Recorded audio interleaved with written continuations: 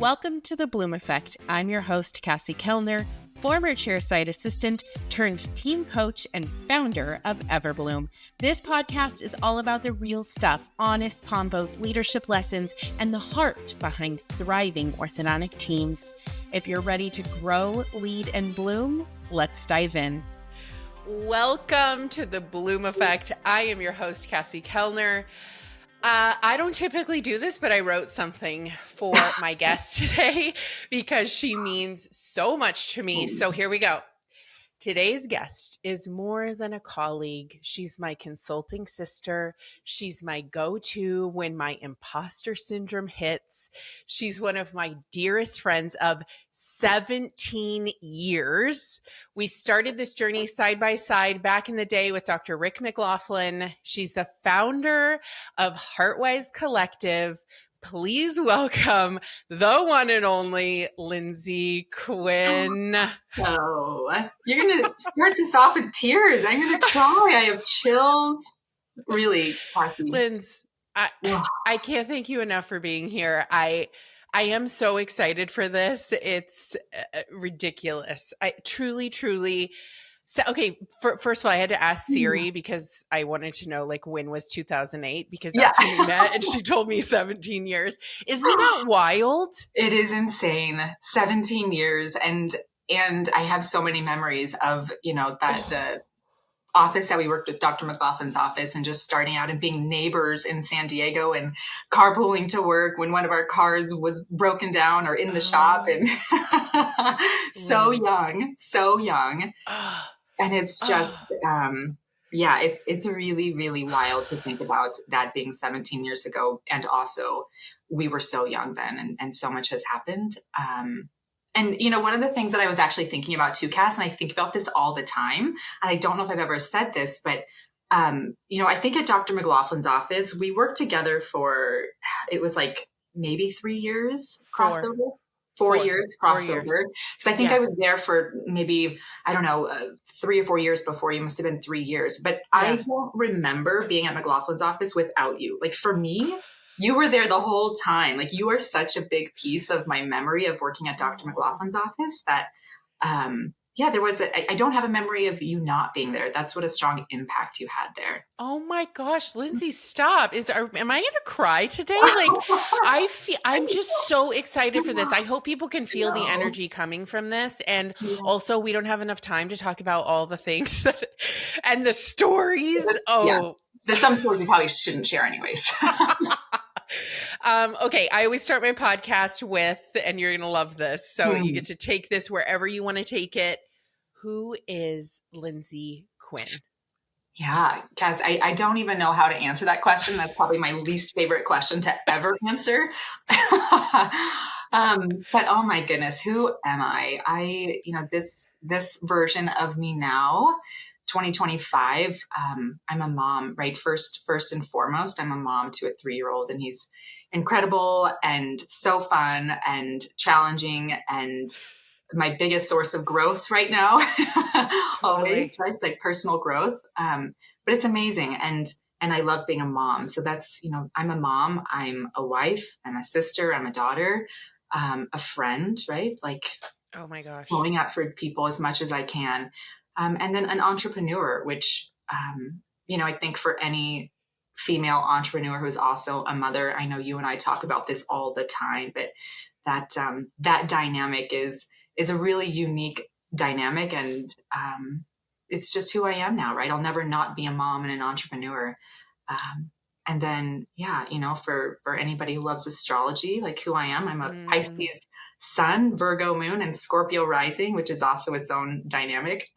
Literally, you're just speaking another language. I know. To me. Yeah. And I eat this up. I do. Like, I was like scrambling one day in my my filing cabinet to find out my birth time for you so that you could read my birth chart. I know. It's so interesting. Like, as I'm working with teams now that I have, studied astrology for so long and taken a deep dive into it, when I'm working with teams now, I'm always like, oh, I wonder what their sign is. I wonder what their rising sign is. I wonder what their moon sign is. And I know, again, that's like foreign language to you and most everybody, but it's, comparable to me, it's comparable to what you do with DISC, right? Like looking at Yeah. personalities and how they all blend together and work together as a team, and knowing people's strengths that they were born with. Yeah. Or challenges. It's so fascinating to me. I mean, Yeah. right now, as we're recording this, Mercury's in retrograde and your Wi-Fi stopped working. And, Yeah.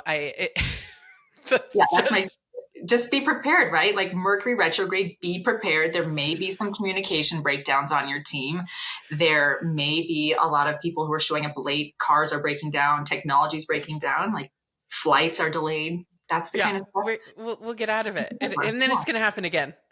Yeah, I know. I was telling my husband this morning, so Sean's flying today, and he got a text message that his flight was delayed. And I was like, yeah, Mercury retrograde. And he's like, Mercury's always in retrograde. I feel the same way, Sean. Yeah. Okay. I feel like we need to tell our story because as much as people that we collaboratively work with know that we're connected in so many different ways. Yeah. People sometimes don't realize like how really connected. My eyes are watering. My makeup looks crazy right now because I have already been like borderline crying. I'm laughing so hard. Sorry. All right. Okay. So I feel like we need to tell our story from 2008, 17 years ago. 2008. Yeah. So you were already working in Dr. Rick McLaughlin's, Dr. Paul Upatham's practice in Ocean Beach, San Diego. And I got hired and you were the scheduling coordinator at the time, right? Yeah. I got hired as a records tech first because that's where they started you because you don't? Yeah. Okay. I was records. And my goal was to move into the clinic, but I came from general. So I needed me experience first, right? To like understand it. And we realized week 1? I don't even know, but I remember the day that we realized we lived on the same street. Right. Just a couple houses down. In all of San Diego, which is, I mean, population millions, right? Yeah. We lived on the same street. We worked in the same practice. We're a few years apart. And you were a transplant. Small towns too, right? Very, very. So you were a transplant from a small town in Arizona. I'm a transplant from a small town in Northern California. And our worlds collided. And it was like immediate where we were like really good friends. Yeah. Yeah. It's so wild, Cass, like thinking about that, and not to jump too far in the future, but I feel like there's always been just like a string that connects us, right? Or like a pull. There's like universe is just always like, no, you two just like need to kind of stay in the same neighborhood, like wherever that neighborhood is. And it's, states apart now, we're on the other sides of the country, but like still there's like just a string that always connects us, which is like really, really, really cool. It's so cool. And we were young. I mean, I was like 23, right? I don't know how old I am. Yeah, 23. Yeah. And I think 21. I was probably 21. Right? Yeah. And like, what in the world? That's wild to me. I'm 40, for God's sakes. Like, it's just... Yeah. Anyway. And it's so interesting too. I don't know we haven't really talked about the general office that you were at previously, but I know you came from a small town, and I was in a general practice for 4 years before I moved to San Diego and started at McLaughlin's office.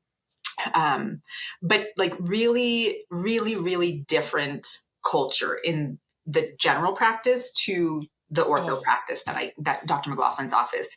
Small town, is very like laid back, like really laid back. I don't want to say we didn't have high standards, but going to Dr. McLaughlin's office, I was intimidated because the standards there are so high. Everybody had such integrity. There was systems for everything.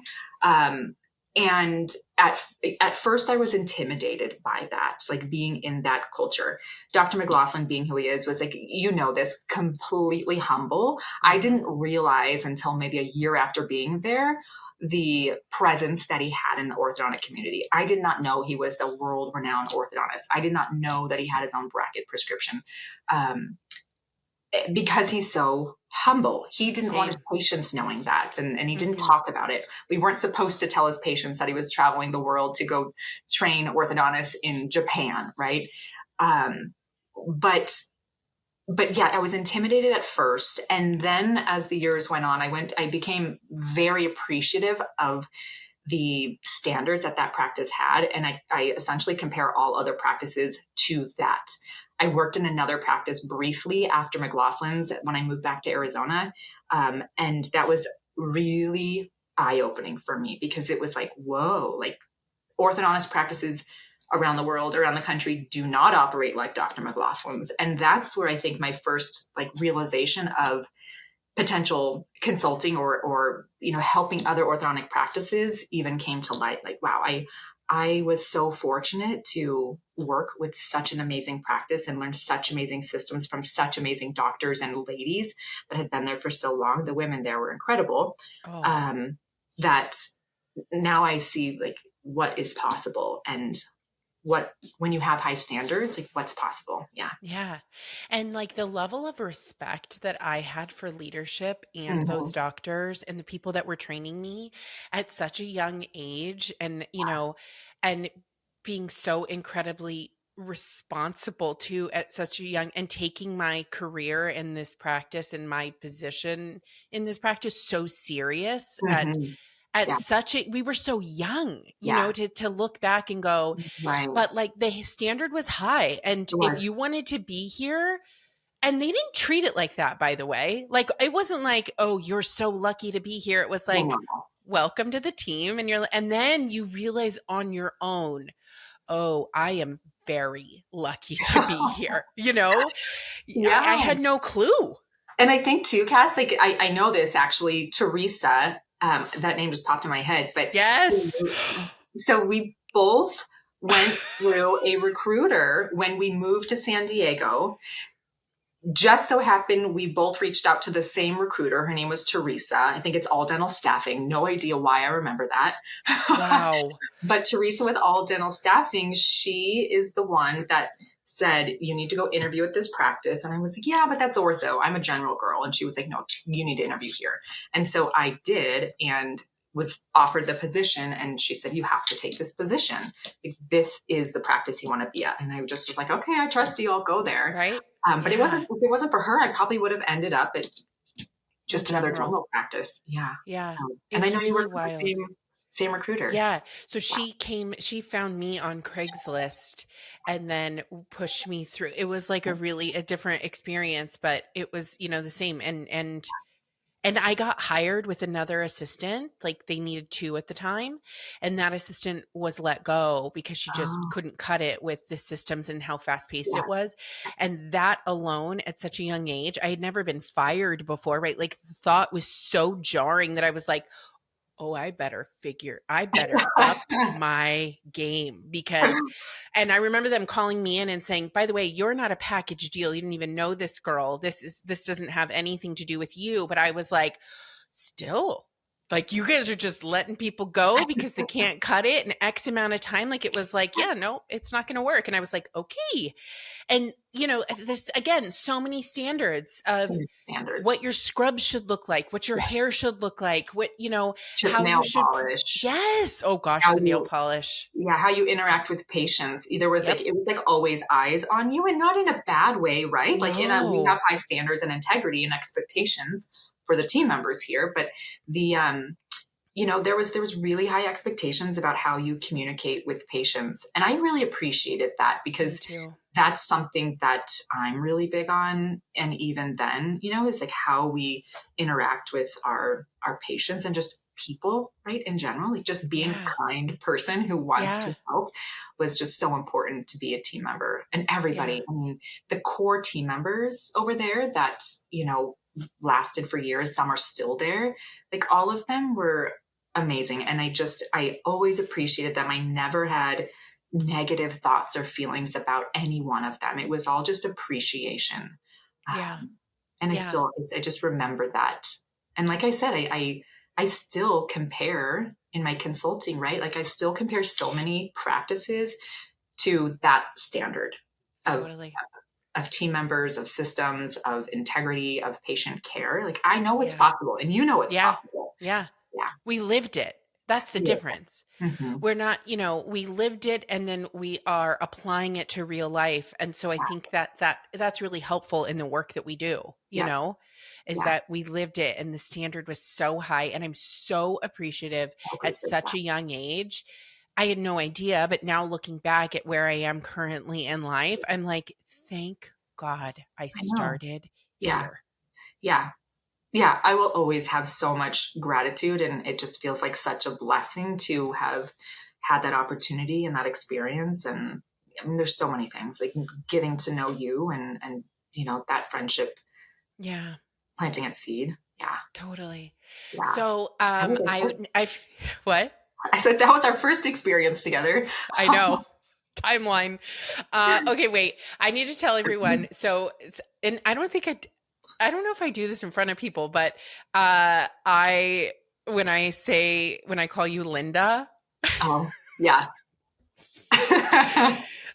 So Lindsay and I have to say this. Lindsay and I, so they always had someone at Dr. McLaughlin and Epithem's office. They had someone on phones during lunch, and to give the scheduling coordinators a break, some clinical team members would sometimes take over those phones, so and so on. So we had like a rotating schedule, right?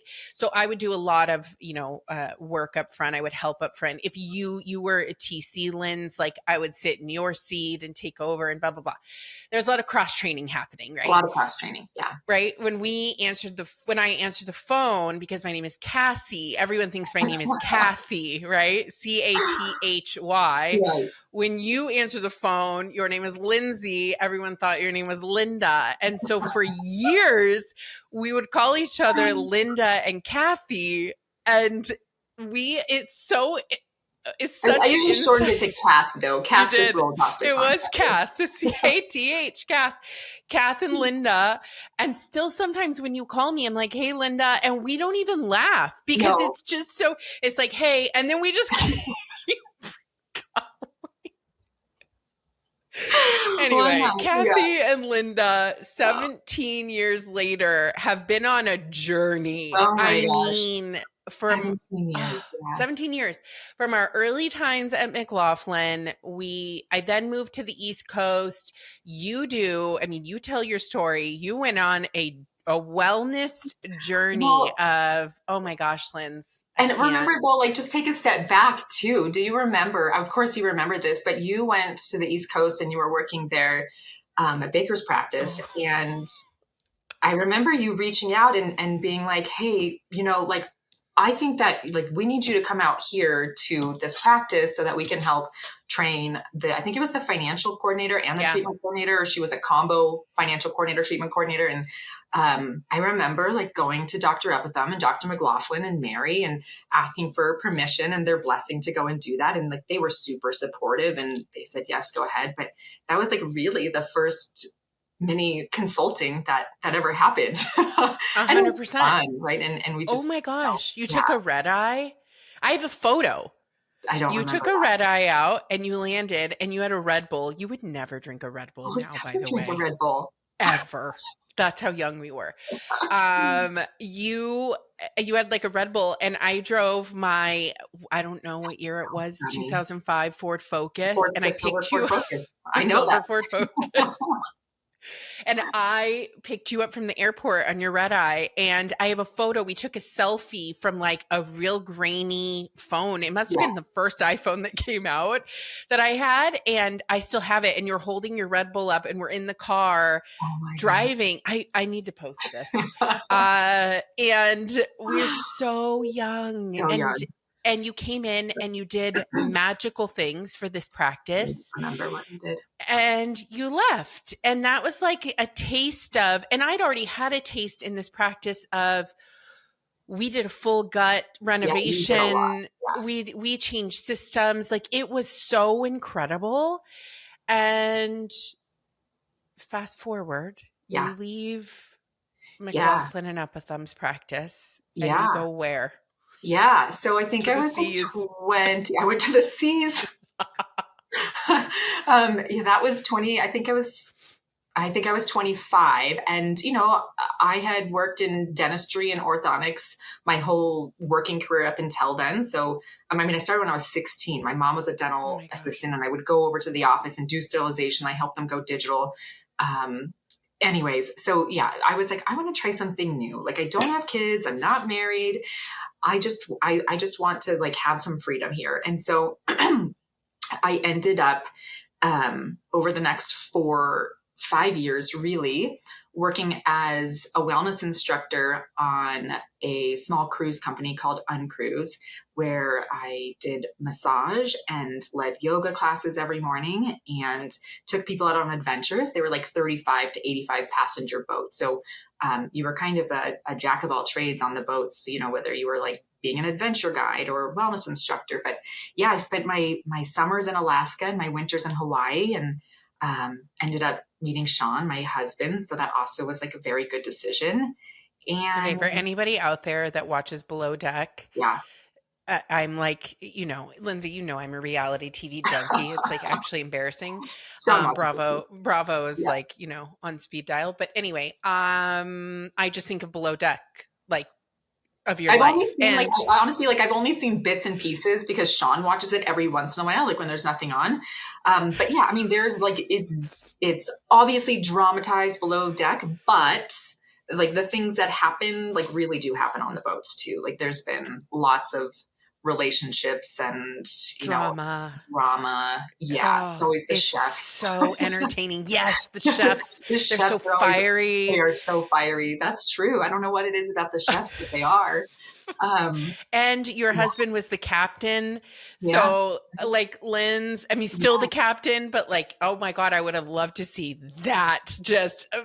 outplay on Below You would Deck. have. Yeah, I should have. I should have shared more with you. Yeah. So yeah, that was a fun time. And, it was amazing. Like, I loved it. I'm so grateful I did that.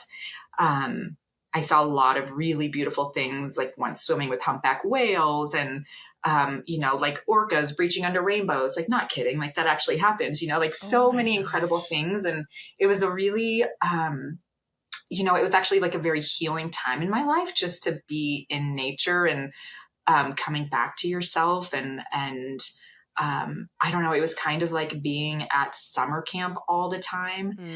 Mm. And then it just got to a place where I was like, okay, like this has been amazing, and I don't feel like I'm growing anymore. And I'm somebody who, if I'm not growing at least every couple years, right, if I'm not doing something new, if I'm not being challenged, I get bored. I'm always pushing myself, always looking for what's next. How can I grow? What can I introduce in my life, or what needs work?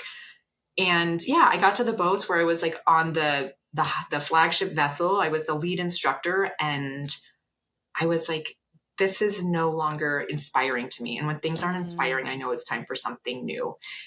And so yeah, that's when I got off of the boats, and I was kind of like thinking about what do I want to do next, and exploring that piece. And I knew I didn't want to go back into working in an orthodontic practice or a dental practice. And so I started I just put together like a really nice letter, and went around I was living in Gig Harbor at the time. I went around to like local dentist office and orthodontic offices, letting them know like I was available for help as needed, but I wasn't looking for a full-time piece. And so I was helping out like local offices here and there. And then I reached out to you and I was like, hey, Cass, like, just so you know, I'm off the boats and I'm not really sure what's next, but, just letting you know if you hear of anything cool. And you were like, Yeah. oh, you were like, no, you have to actually come be a consultant. You were working with Hummingbird and Karen Moad and Tracy Moad. And I remember always being really inspired with you doing that. Like, wow, Cass, like that is so amazing. Like you always, you put yourself in uncomfortable situations that also cause you to grow. I know, also cause you to grow. And I just thought like, that's so cool that Cassie's doing that, and really inspiring, really inspiring. Thank you. And so when you said that, I was like, oh gosh, Cass, like, I don't know if I can do that. And you're like, no, you would be perfect. And, I I also like really, really, really appreciate you being a stand for my potential, right? Like just seeing and believing in me, like even when it's so hard to believe in yourself, I definitely struggle with that. But having women around you Mm. that pull you forward in your potential, like there's nothing more powerful than that. There's nothing more meaningful than that. You were that for me. Karen Moad has been that for me. Tracy Moad has been that for me. Like, that's just, they, you all have believed in me when I was like, I don't know why. I don't know what you see in this, but I'll do it because you believe in me and I'm not going to let you down. Like really is how I felt in the, early stages for sure. And with Hummingbird, there was, I mean, we've never talked about this publicly. There was also another standard, Linz, right? Oh, I know. Yeah. And like really wild, actually. I'm just like processing right now. Like, okay, yeah. There were these standards, right? There was a standard with where we were with McLaughlin, and then we had this parallel kind of standard in a totally different space. And thank God for that. I know. It's like, that's diamonds are created under pressure, right? I think if you are somebody who thrives, oh my gosh, that is so good. Say it again. Say it again. Diamonds are created under pressure. Right. And it's not everybody wants to be a diamond, right? Some people like they are not, and there's nothing wrong with that, right? Not everybody wants to have that kind of growth. Not everybody wants to be under pressure to develop. And I don't mean that it sounds negative when I say that, when not everybody wants to, like, but that's maybe just not the path that they're on in this lifetime, right? They're just not on that path. And some people are completely happy having, not that they don't have challenges or put themselves in challenging situations, but maybe not in a professional way. Whereas I think you and I, we definitely are like, we thrive when there's high standards. We thrive when there's somewhere to go. We thrive when we're trying to achieve something. It was, like my triathlon days too. Like if I'm not, I've got to put myself in challenging situations. I've got to put myself in a situation where there is growth potential, or I'm just not satisfied. And I don't know, maybe there's something more wrong with that than the other way around. Same. I'm like, should I talk to my therapist about this and unpack this a little more now that you're saying this? Because it's so true. I have to feel fulfilled in a way that I know I am constantly growing.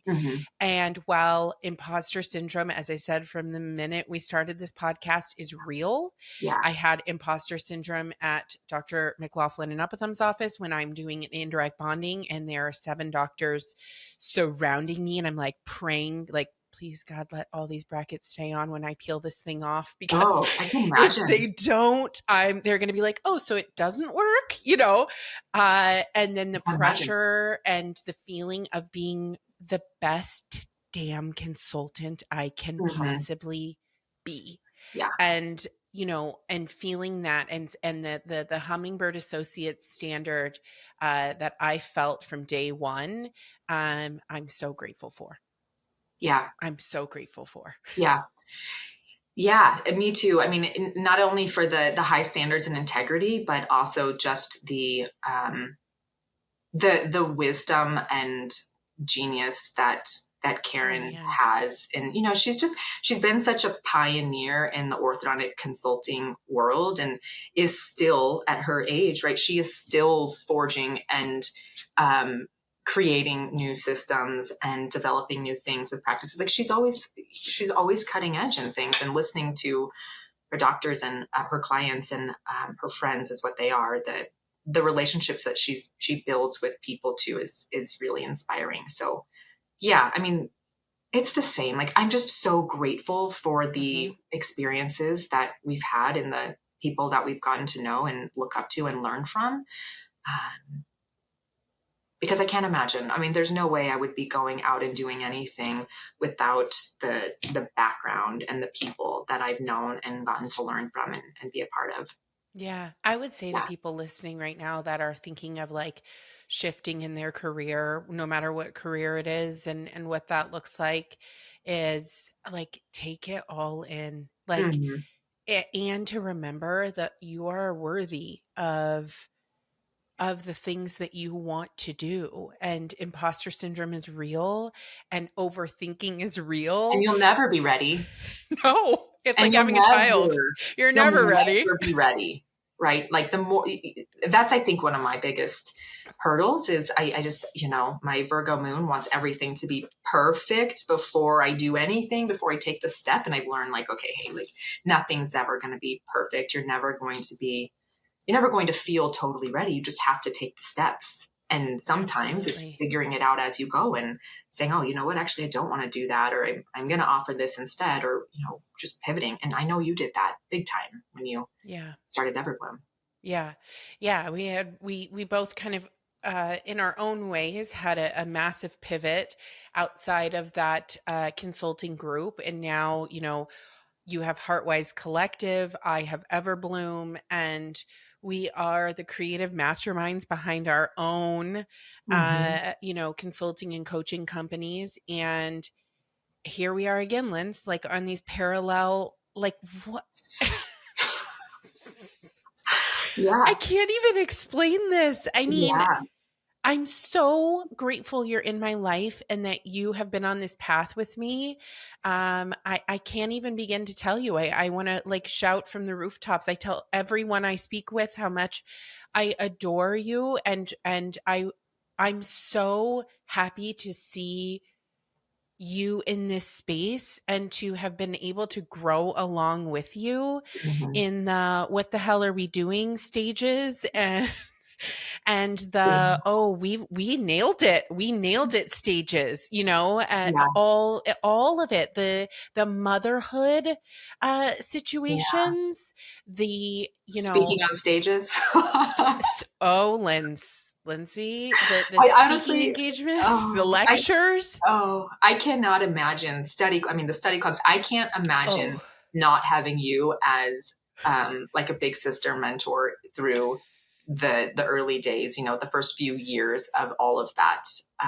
Because I just don't know who I would have turned to that I could just speak to on such a friend level, but also with somebody who gets it because they've walked in those shoes yeah. before me, right? Like you had done all that a year, 2 years before me. And you were like, oh no, I know what that's like, that feeling. And I'm like, okay. And you're like, and do it anyways. Yeah. Yeah, Yeah. But that was because I was probably crying 2 years before that about exactly. whatever it is that I Yeah. had to do. And then I'm like, "Oh yeah, I was there and it was awful and it's going to be really beautiful when it's done. Yeah. So you got this, you Yeah. know?" To be able to pivot in this career with you and now do what we're doing now and be able to call each other and have these new ideas in the way that we're working in this Yeah. space, kind of collectively and collaboratively with Mhm. clients, and Yeah. it's just a really really really cool space to be in, Yeah. Linz. I love it too. I love it too. I love that this is, where things are at now, where we each, like have um, our own separate babies, right? Our business babies. Yeah. Yet, and yet we still get to collaborate, right? Yeah. There's no like a competition type of energy or vibe. It's very, very collaborative. And like, what your zone of genius is. I know what mine is. They're not the same. And we get to Nope. bring that together with clients and say like, hey, I actually think you really need Cassie for this piece. Like she's the one that you're going to want. And vice versa. Right. Which Yeah. is amazing. And, yeah, there's just so much synergy there. Like there always has been. Yeah. Yeah. We both do a lot of culture building work. Should Mhm. we? I feel like people need to hear some of these things. And one of, I Yeah. think, the big pieces that I want to discuss with you to give people perspective on is advice that we would give leaders Mm. when they do not, when they keep team members too long.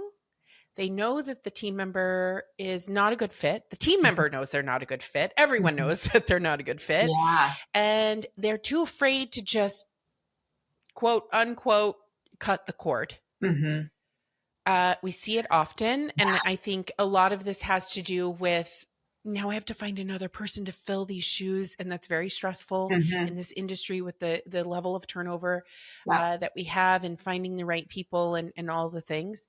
What would you say to people who are not cutting that cord Yeah. quickly enough?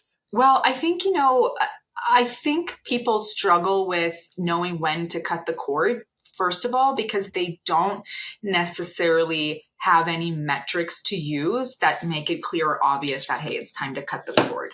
Right. And Mm, so, I think there's a leadership framework called Gapology, and I'm sure there's other versions of it, but essentially in that leadership framework, it's looking at the gaps, right? And then as a leadership, how are we filling these gaps? And if we've done our part to fill these gaps, then we take the accountability and look at the team member. So the different gaps are, first is looking at, is this a knowledge gap? Right? mm, Have we done our part to train and coach this person sufficiently?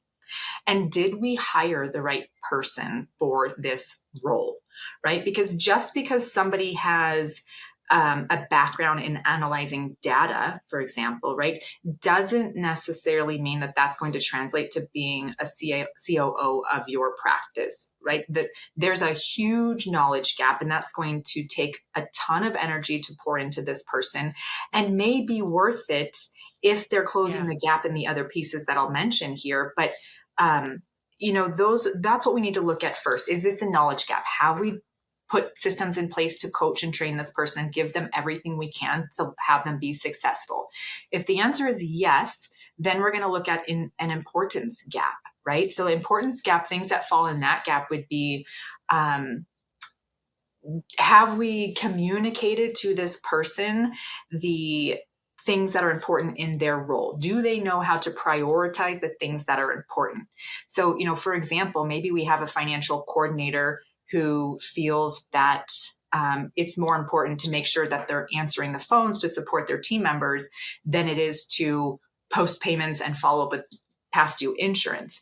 That's an importance gap that if that hasn't been communicated, well, that's on us, right? So essentially, your go-to should be, this is a leadership um, accountability, right? We as leaders need to take accountability first. Once we've moved to the importance gap, then we go to the action gap and we start looking at this is more of a team member accountability now, right? Their action. We've done the training. We've prioritized and communicated everything that's important about their job to them. Are they taking the action now based on everything we've taught them and coached them on? And if they're not taking the action, then that's looking at, okay, now I think it's time to cut the cord. Right. It's also in the importance or in the action gap, we're looking at culture. Are they a culture fit, and have we built the culture? Right. And this is also, Cass, where like we've talked so much about standards. This is where standards live. Like, do we have really high standards? And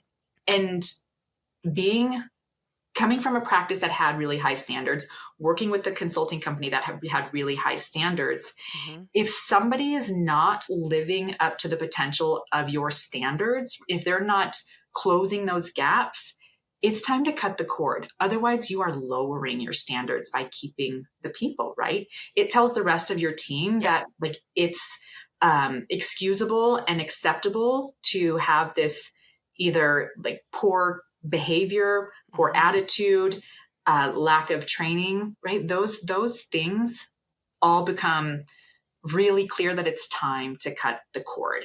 And I'll also say too, Cass, I know you know this, but one of the cool things about consulting is that you get to work with so many different practices and you get to see so many different personalities and team dynamics.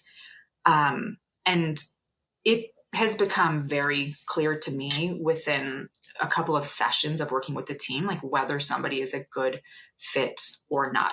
Either, a lot of times it's pretty obvious when it's a culture fit, but also in working with them, going through the different coaching and training pieces, like if they're not grasping things, like it's pretty clear early on that this isn't going to be, they need to be moved to a different role or they need to be removed from the team. But I know when you're on a practice level, a leader, you don't get to see that, right? Like you're kind of in your bubble and it's hard to know when to cut it. But, the advice that I have for people listening around when do we cut the cord is like, honestly, when you know. I mean, I can't think of a time when we knew it was time for somebody to be cut from the team and regretted it. It's always like a huge, oh, thank God, right? Like that was a great decision. And just like laws of the universe, right? When we let go of something that's no longer serving us, something better does show up. And I also think by having a practice that has really high standards of integrity, you attract people that have high standards and integrity, and you will have people that apply for your practice because you're the practice that people want to work for. It's that I've just seen it time and time again to be true.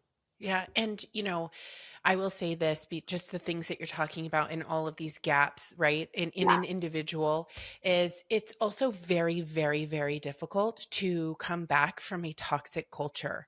Once you get to the toxicity where if you've allowed these behaviors or this attitude or whatever it is, right, to continue, and then your team rises to wherever that person is, the next thing you know, people are like, well, why do I have to do it this way when these three individuals never they don't come on time, and why would I come on time? Or they're not running reports or doing what they need to do on a non-patient day. Why would I do that? Right. And so it then creates this culture of pointing fingers, no communication, no collaboration, and it gets messy very, very quickly. And so I would say too, the getting out of that toxic culture is so hard. And you may just have one individual. Maybe it's not the entire team where you're like, hey, I'm, this is clearly not working. But then the fear sets in, Linz. You feel, I know you work with financials and new patients and you do all the things. Like if somebody has a hold on their financials and they're like, but you're also really toxic. Yeah, I know. Yeah, it's so true. I think obviously I come from a background of new patient systems, TC, and financials, but I will say, I hear it all the time where doctors and leadership teams are terrified to let go of their TC because they feel like that they can't be replaced, even if they don't have a great conversion, right? Maybe they have a 60% conversion. Like we're just scared to let them go because they know the doctor and the treatment that they're going to present. And financial coordinators, like big time, for whatever reason, like that position, nobody knows how to do financials, how to submit to insurance other than the financial coordinator / insurance coordinator. And we're terrified of that, right? Like this person's going to leave or that they're going to have to be let go and everything's going to fall apart. And those are big deals, right? That's production and that's collections between the TC and the financials. So yes, a big deal. And also like why it's so important to have all of your systems and knowledge in a central database so that if a person leaves, maybe they win the lottery, right? Maybe it's nothing bad. They win the lottery and they never come back. We need to have all of our systems and knowledge documented so that we don't feel terrified that these people are going to leave and we'll have no one. And cross training, right? Like there should be at least one other person that could step in to take over that role if needed. And it also helps our team members know like they could take a vacation and not feel like the world's going to fall apart while they're gone. Absolutely. They've got backup. Yeah. I think all of those things are really important. And I would say when you finally release an individual that is no longer a fit for whatever reason in your practice, and you're too terrified because you may feel short-staffed or no one knows how to do things the way that they do, but they're still not a good fit. It's magical what happens to your team when everyone rises to the occasion. Rally. Yeah. It's like nothing you've ever seen. All of a sudden, I'll use it from a clinical perspective. You lose a clinical assistant and you're like, how are we ever going to survive? We have all these chairs and this person did all these things and that person is gone. And then all of a sudden it's like, we're done early. Yeah. How And it do was we a do great that? day. The energy was amazing. Yeah. It shifts everything. And So, And if you do have, if you have that toxic person on your team that's just like pulling the energy down, when they are released from the team, the team like celebrates that, right? Because everyone knows their toxic person. And if they don't know it, they sense it. And it is actually, the energy is actually affecting them like 100%. And so when that's released, it's everything just lifts, right? And they're celebrating, whether like they're showing it or not, like they're internally celebrating that like there's no longer this toxicity, this cancer on the team. yeah. And, I also say like it also serves the person that you're releasing to, that you're letting go. Because if they're not, if you know they're not you're not a good fit in your practice or on your team, that just means like they're a much better fit somewhere else. And by Yes. you like cutting that cord, letting them go, they get to go like explore a better option for them and hopefully rise into their potential too. Yeah. Like it doesn't serve anyone to keep Yeah. them on the team if you know they're not a good fit. Right. And they can thrive somewhere else and You be can thrive somewhere much else. happier. Yeah. Sometimes people are too afraid to fly. And so sometimes we kind of have to give the push and then they get to fly and thrive somewhere else. This team just was not a good fit for them. Yeah. Or, maybe they're not going to thrive right away. They have some Soul inner work to searching. do. Right. Maybe they're going to hit rock bottom. I don't know. Like, I hope not, but sometimes Yes. that's what happens. But you have to just trust that, this is their journey and there's lessons for them to learn and they'll end up somewhere else, hopefully that they can thrive at. Yeah. Yeah. Linz, I have a last question for you, Yeah. and this has gone by way too quickly. I know. And this one is going to come out of nowhere, but just as you're talking through this, what is one crazy lesson that you have learned in the past 20 plus years that you have been in this industry? You were a team member, you shifted, you are a consultant, you now own your own consulting company that's thriving like crazy. What's one of the biggest lessons that you've learned? Oh, Cass, gosh, so many. But what's coming to my mind right now is just self-trust.